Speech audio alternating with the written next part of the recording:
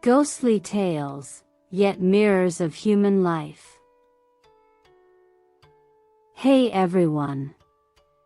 Welcome to Encountering Chinese. Ghostly Tales from Zhai. Today, I'm going to tell you two short stories. The first story is titled Foxes in Wei County. The Li family in Wei County had a vacant villa. One day, an old man suddenly appeared, expressing his interest in renting the villa.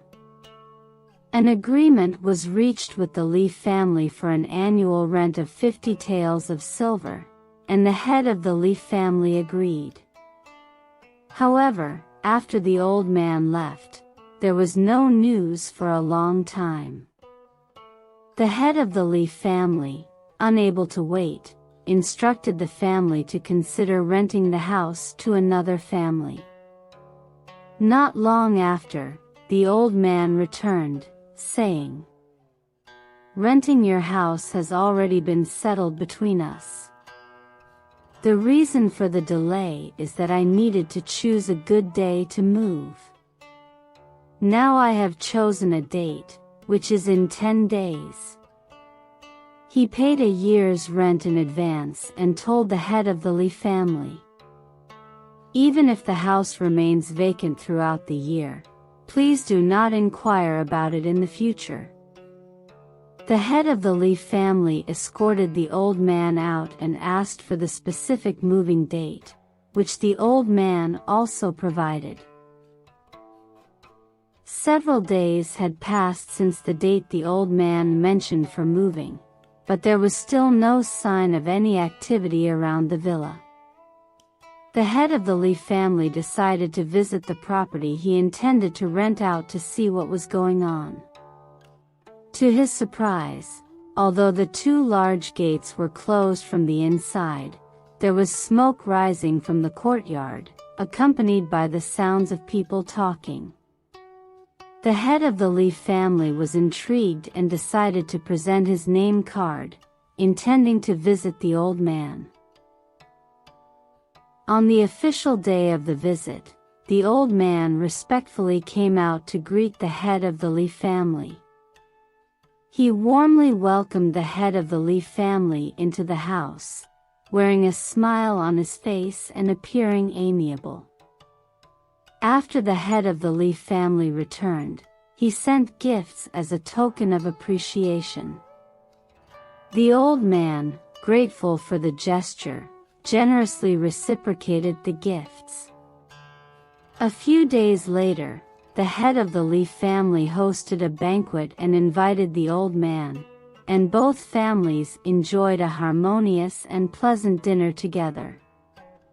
The head of the Li family asked about the old man's hometown, and he replied, "In Shaanxi." The head of the Li family was surprised, not understanding why the old man's family had come from such a distant place.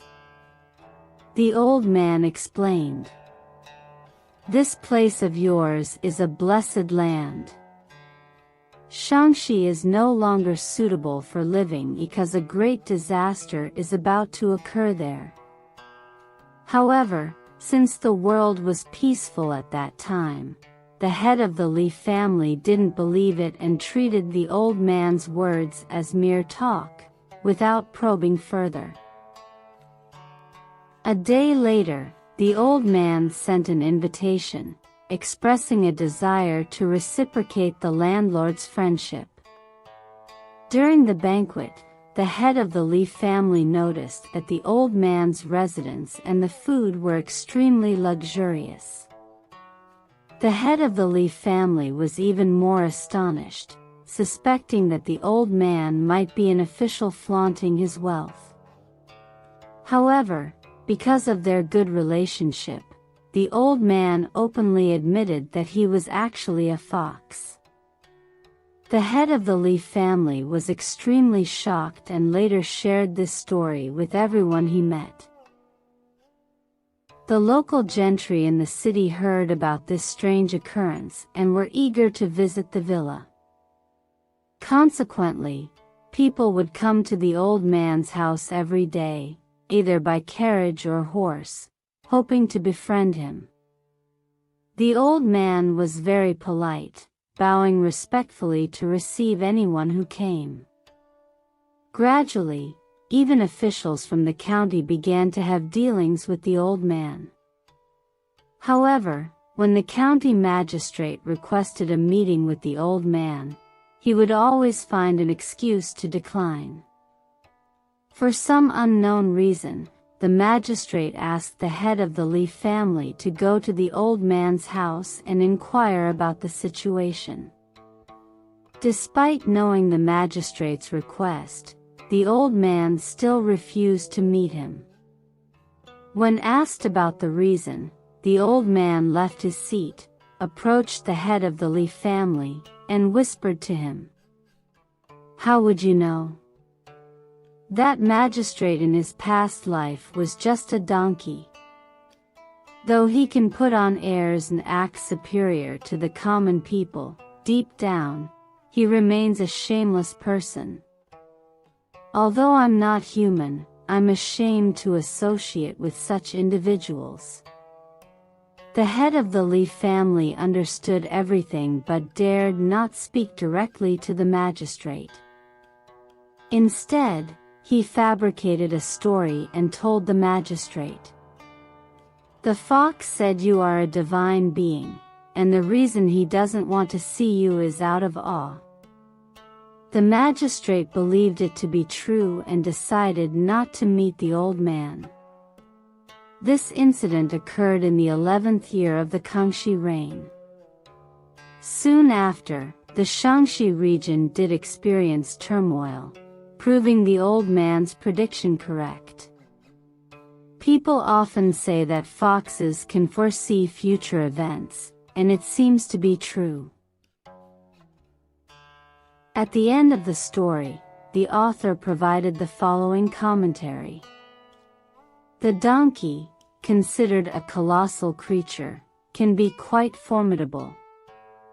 When it becomes angry, it kicks and brays recklessly, its eyes widening even more than a wine cup, and its roar louder than a cow's. Not only does it have an unpleasant voice, but it is also unsightly. However, if you entice it with a bundle of hay, it will willingly submit, happily accepting control. If such a creature were to become an official, towering over the common people, it would undoubtedly be both greedy and shameless. Let us hope that those in authority governing the people can take the donkey as a warning. This way, foxes might be willing to engage in discussions, and their virtues will inevitably improve over time. The second story is titled Dragons. In the borderlands of Shandong and Beizili, a dragon suddenly fell into a village. It moved clumsily and heavily, wriggling its way into the house of a local gentry. However, the dragon's body could barely fit through the gentry's front door. It forcibly squeezed itself inside, frightening the entire gentry family. Some of them shouted from the tower, while others fired makeshift guns and cannons with a thunderous roar. The dragon, alarmed by the commotion, eventually left. Coincidentally, there was a shallow puddle of water just outside the gentry's gate, measuring less than a foot deep. The dragon, upon seeing the water, crawled into it. It rolled its body in the water, covering itself in mud. After getting wet, it tried to leap into the air to fly to the sky, but its body only rose about a foot above the ground before falling back down. In this way, it coiled in the muddy water for 3 days, covered in flies on its scales. One day, it started raining heavily, and the dragon seemed to have enough water. It soared into the sky amid thunder. On another day, a scholar surnamed Fang and his friends climbed Mount Nyo together. At the mountaintop, they saw a temple and decided to explore it. Suddenly, a yellow brick fell from the beams of the temple, with a small snake coiled on it. The snake was initially thin like an earthworm, but suddenly it turned around, and its body widened to the thickness of a finger. It turned again, and its body became as wide as a ribbon. The onlookers were amazed, believing it to be a dragon, and hastily fled the temple, running down the mountain. As they reached the mountainside, they heard a thunderous sound from the temple. The black clouds in the sky instantly transformed into something resembling a pot lid. A giant dragon in the clouds rolled and tumbled freely for a while before disappearing. I've also heard another story. In Zhangqiu, there was a common woman walking in a field when suddenly she encountered a strong windstorm, and dust and sand filled the air. The woman felt as if one of her eyes was squinting, making it extremely uncomfortable, as if there were barley husks inside. Despite rubbing and having others blow into her eye, the discomfort persisted. When she looked into the mirror, opening her eyelids for a closer inspection, she found nothing wrong with her eye.